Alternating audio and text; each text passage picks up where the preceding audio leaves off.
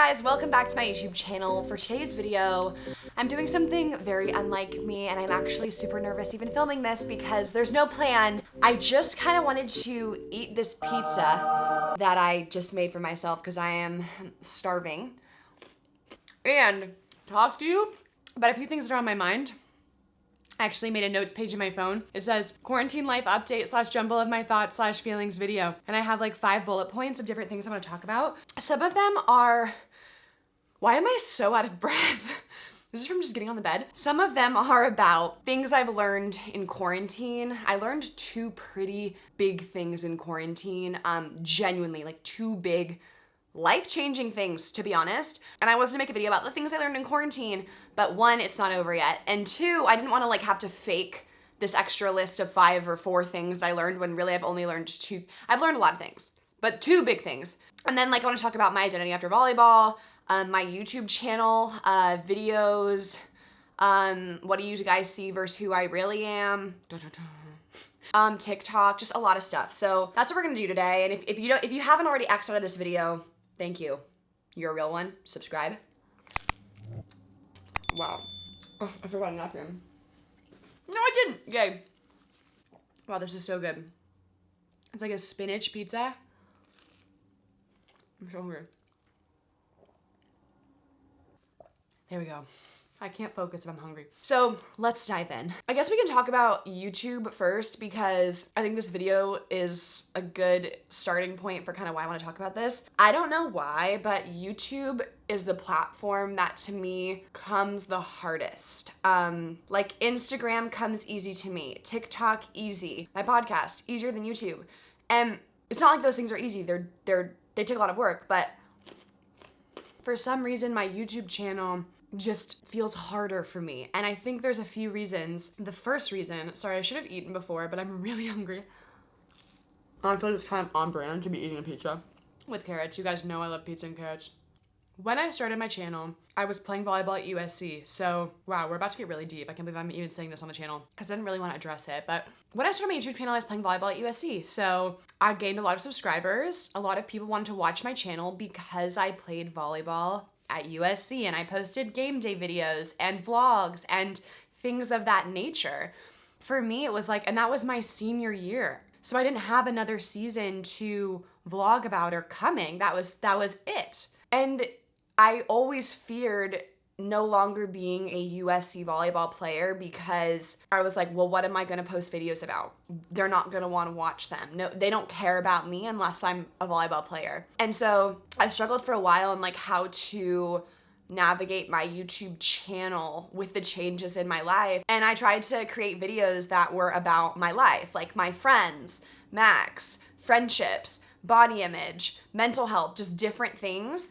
And I keep feeling like, I don't know, I convince myself like it's not what they want from me. But I just can't help but think like I can't fully be me on YouTube. And I know that's stupid and I feel like it's getting better. Like I've been posting things I want to post. Like for example, today, I want to post this video. Like I feel like I could have easily whipped together a how to approach volleyball tryouts after quarantine. And like I can do that video for you guys. I know you guys have been asking for it. And I made a tryout video, so go watch that one. But it's like something in me just wishes that me as not the volleyball player could be more a part of this channel. And I know it is, and I think it's getting there. But yeah, so that just like kind of makes me, I don't know, is this making sense? I don't know.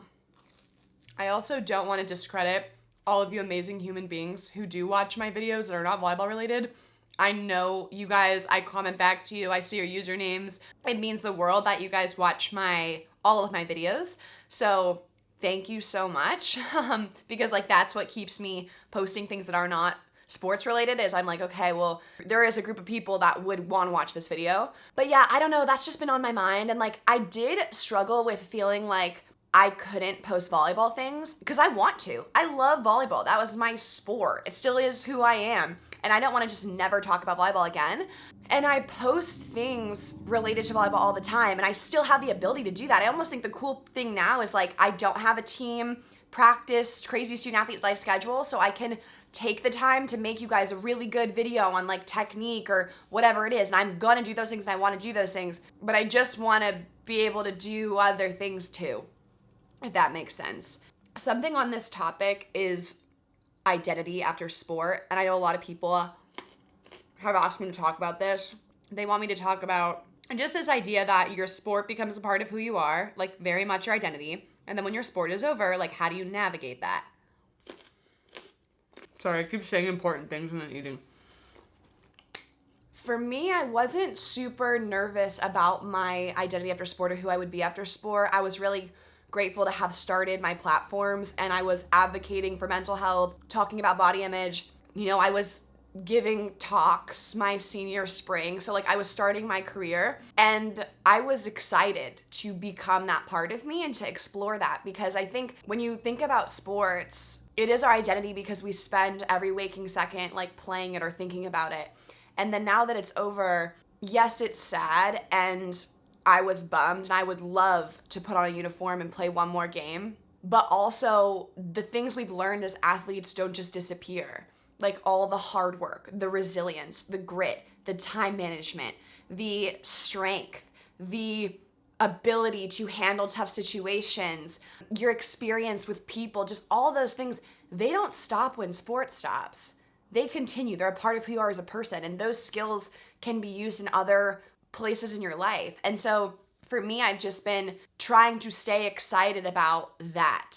And I feel like I felt a pressure to just kind of drop volleyball. I actually made an Instagram post about this a while back where I felt like after it's been a year removed, I can't post about volleyball anymore.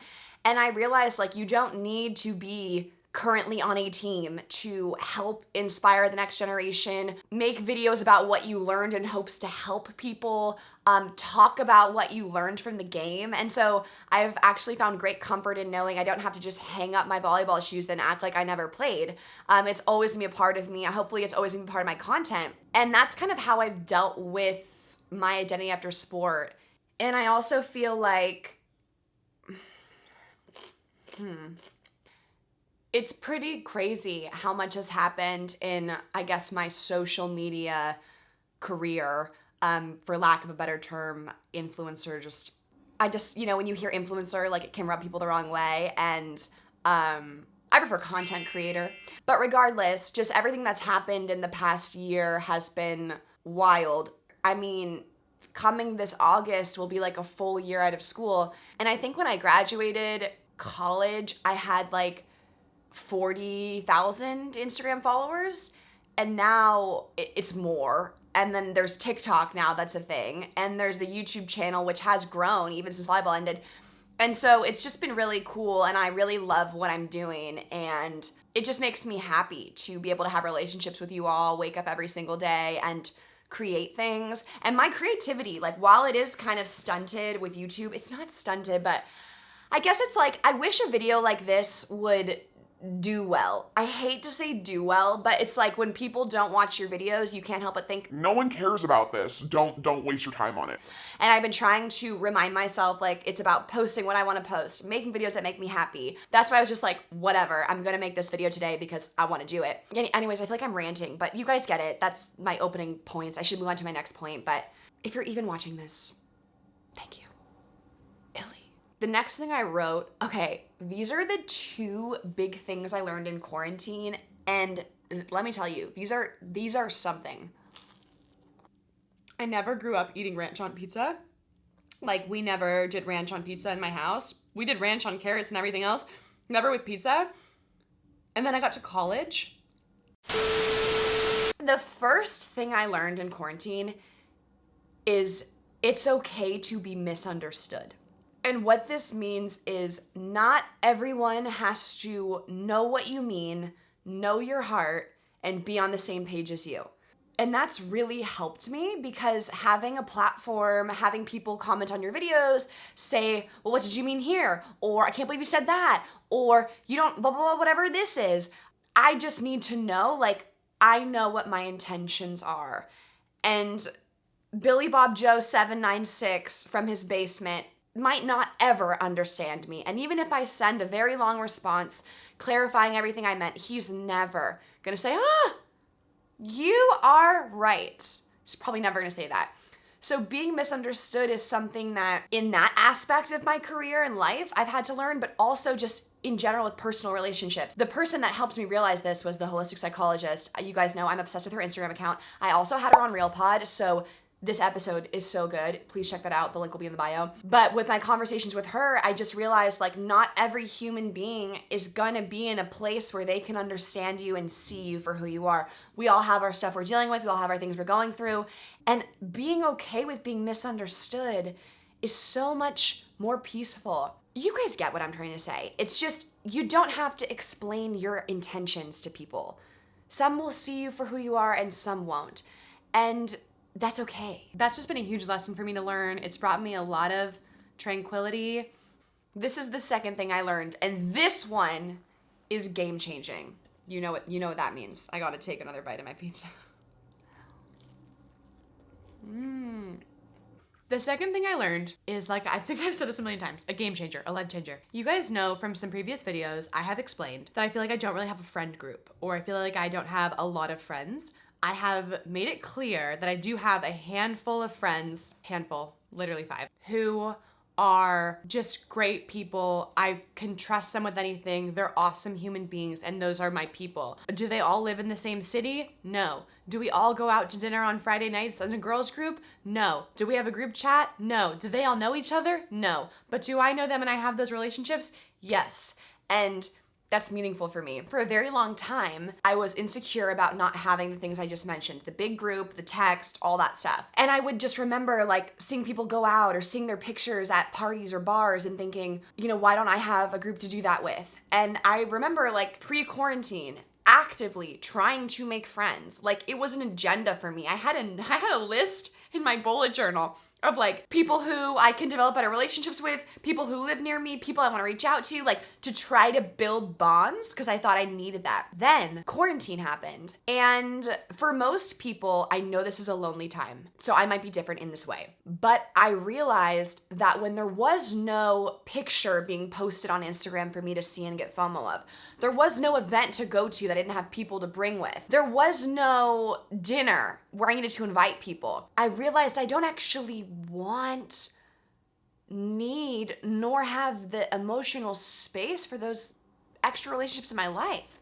Like, because there's been nowhere to go, I haven't had an inkling to make these friendships or call these people or start these things. Like, I'm very content with the few friends I do FaceTime and talk to in quarantine, the busy schedule. I love work. I love going after career stuff. So like I spend a lot of my time there, and as a result, I barely have enough time to properly have relationships with my best friends and my family. So now that there hasn't been that external pressure to have a group, I realized I never actually needed one. It was just like this false want or sell from society to make me feel insecure about my life, and it was just all like an illusion. But that I was needing these things, but I didn't. And so that realization for me has been huge, like to feel super secure in the few great friendships I have and my schedule and where I put my time and energy. Like, so that to me was an amazing realization. And when I had that epiphany one day, I just thought, oh my gosh, like I'm so grateful I learned that lesson. Because, and like obviously everyone would love to have friends, the more the merrier, like friends are great. But nothing in my life is actually missing nor needs completion from a group of friends or an extra group of friends. And so that's what I learned, and it really has been a comforting realization that I feel like has lifted a lot of weight off of me. How does that, I want to hear what you guys think. How does that make you feel? Can anyone relate to that, or are you the opposite? Do you feel like quarantine's made you realize your loneliness? I don't know. Let me know what you think in the comments, because I just feel like it's kind of a universal feeling of like obviously loneliness, obviously feeling like you need connection, and then this realization to me is just really interesting and I could have never predicted it. So yeah, let me know what you guys think. I have a few other things listed on my bullet point list, and I'm almost done with my pizza. Great things are happening. This one I want to talk about. We're gonna get pretty real.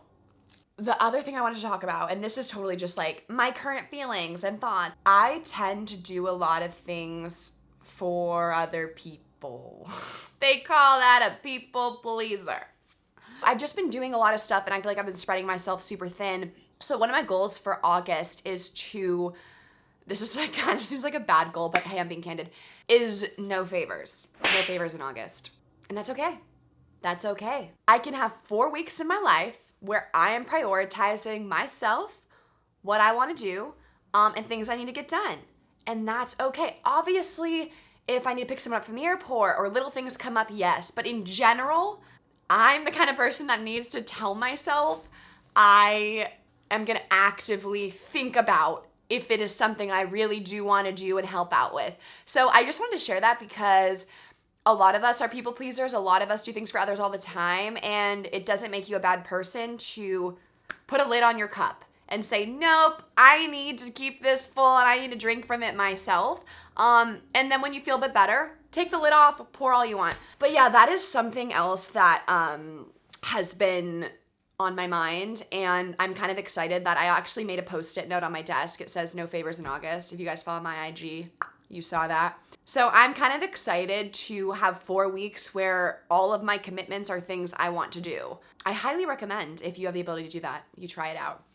Also, if you thought I was gonna make a video on my quarantine life update, jumble of my thoughts and emotions, and not mention the T Swift album that dropped 4 days ago, I mean, I would just never do that. I mean, it's how could you not speak about the greatness of folklore? I don't know if you guys actually care, but I'm quickly gonna list you my favorite songs off the album, specifically my favorite parts, and just kind of like be a little Swiftie for 2 seconds. Speaking of hate comments, if you guys, why am I drawing attention to this? Speaking of hate comments, the entire Taylor Swift community came after me and said very mean, cruel things about me on a Taylor Swift video. So now when I bring her up on the YouTube channel, I'm like, oh my God, they're ending me, but it's okay. Once again, it's okay to be misunderstood. I know I am obsessed with Taylor Swift and I love her music and it's changed my life and she's greatness. And if a bunch of trolls on the internet want to say mean things about me, that's okay. They are misunderstood. They've misunderstood me. Anyways, on to folklore. Okay, obviously The One is a bop. I mean, it's just so good. When I heard that coming on first, I was like, I think it's like we all knew what we were getting when we listened to, I can't even talk, I'm so excited. We all knew what we were getting when we found out there was a Taylor Swift album, like great music, oh my gosh, we don't deserve this is amazing. But when I played The One, because you listen to them in order, they're picked in an order for a reason. It's rude to the artist if you don't do that. I started with The One, obviously, like I said. That to me just hit me like, wow, we're about to get a batch of the best songs ever that will change our lives and we've never even heard them before. Cardigan, I did not like it at first. I know, I said it, but now it's really grown on me. It was what I was playing all last night. Every single day, I like have a new favorite. The Last Great American Dynasty is my current favorite. The Bridge is just the best thing ever. I mean, I can't play it because I get copyrighted, but it's basically like, they say she was seen. No, I can't sing. I'm not gonna do it. But it's like,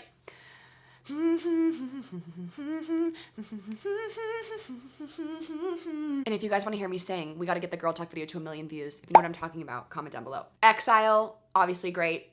I'm about to just list every single song on the album. My Tears Ricochet, I like it. I know you guys are gonna hate me for saying this. I like it. I like 7 more. I like August more. 7 was my immediate fave. Like when I listened to the album the first time, I was just like, that song was just so good. How it starts on the piano and then it gets heavier. August is amazing. Invisible String, I just listened to the lyrics. I feel like I'm being told a story. Mad Woman, so underrated. Such a good song. I mean, the opening lyrics are just, a scorpion strikes to kill and you know I will. I mean, girl. I like Betty. I like Betty. I want to love it. The world loves it. I want to love it.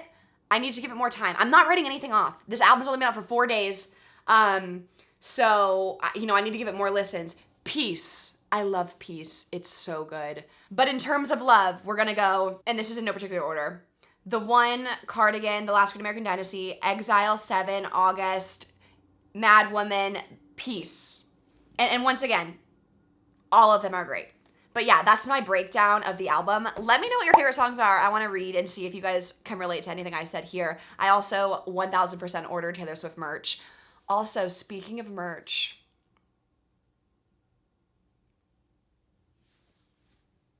I don't want to get anyone excited, but that's all I'll say. Well, if you guys watched this video of my jumble of thoughts and emotions in quarantine, speaking of that, okay, well, thank you guys so much for watching this video.